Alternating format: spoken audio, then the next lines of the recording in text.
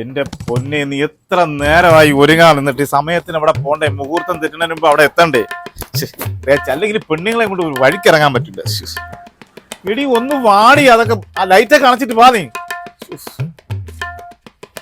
ഒരു ഉടുപ്പും മുണ്ടും എടുത്തിട്ടുണ്ടെങ്കിൽ ഇറങ്ങിയാൽ മതി. 11:30 ആയില്ലല്ലോ, 11:30 കല്യാണം. പെണ്ണുങ്ങൾക്കേ ചൊരുങ്ങാനുണ്ട്.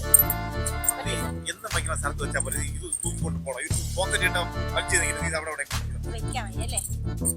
സമയമില്ലെന്ന് പറയുകയും ചെയ്യുന്നു. നിങ്ങളുടെ അമ്മ വന്നിട്ട് താക്കോല് കണ്ടില്ലെന്ന് പറഞ്ഞാൽ എന്റെ അടുത്ത് കിടന്ന് വഴക്കിന് കേട്ടോ. ഞാൻ എന്നും വെക്കുന്ന സ്ഥലത്ത് തന്നെ താക്കോല് വെച്ചേക്കുന്നത്.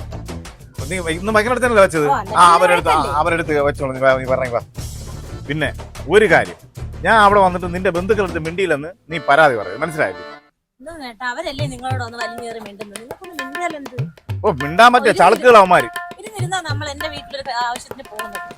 അല്ല, നീ എന്റെ വീട്ടിൽ കല്യാണത്തിന് യാതൊരു കല്യാണത്തിനാണ് നീ വന്നിട്ടുള്ളത്? നീ കൂടുതലും പറ. ഇന്നലെ എന്റെ ചിറ്റപ്പന്റെ മോളെ കല്യാണത്തിന് നീ വന്നാ?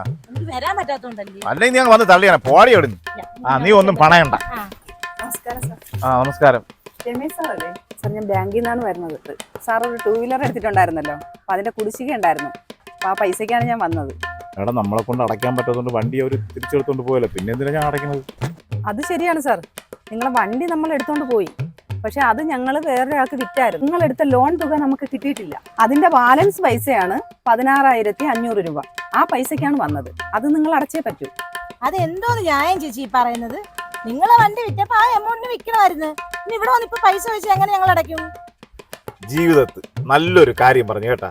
അവള് പറഞ്ഞതാണ് കറക്റ്റ്. നിങ്ങൾ കാര്യം ചെയ്യും, ആ വണ്ടി തിരിച്ചുകൊണ്ടേ ഞാൻ കുറെ ലോൺ അടയ്ക്കാം. വേറെ വിഷയമല്ലല്ലോ, എന്തിന് ഞാൻ ഇല്ലാത്ത പൈസ കൊണ്ട് അടയ്ക്കണത്?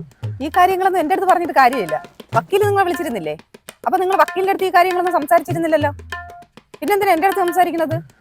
നിങ്ങൾ ചൂടായി സംസാരിക്കണ്ട. നമ്മൾ വളരെ നയമായിട്ടാണ്. നമുക്കിപ്പോ സംസാരിച്ചോണ്ടിരിക്കാൻ സമയമില്ല. നമ്മൾ കല്യാണത്തിന് വന്നിട്ട് നമ്മൾ സംസാരിക്കണം. വേണം പോണം. ഞാൻ ചൂടായല്ലോ നിങ്ങളുടെ അടുത്ത് സംസാരിച്ചത്.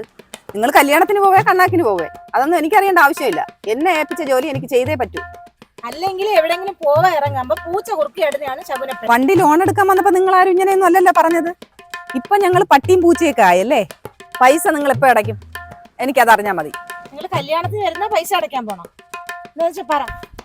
വെയിറ്റ് ചെയ്യ്, സമാധാനപ്പെട്. ഇപ്പൊ തോക്കനകത്ത് കയറി ചൂടാതെ.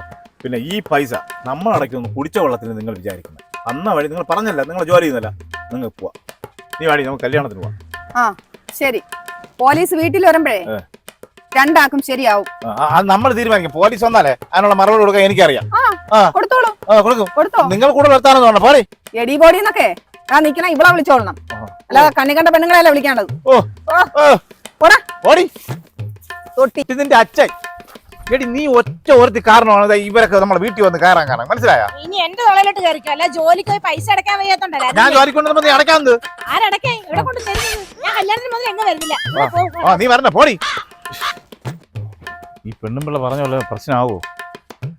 നമുക്ക് നമ്മളൊന്നും കൊടുത്തിട്ടൊന്നുമില്ലല്ലോ. ഇന്നത്തെ ദിവസം പോയി അവളമായിരിക്കും ചീത്ത വിളി കേൾക്കേണ്ടി വരും. ഇങ്ങോട്ട് പോവാൻ രണ്ടെണ്ണം അടിക്കൊണ്ട് വരാം. അല്ലാതെ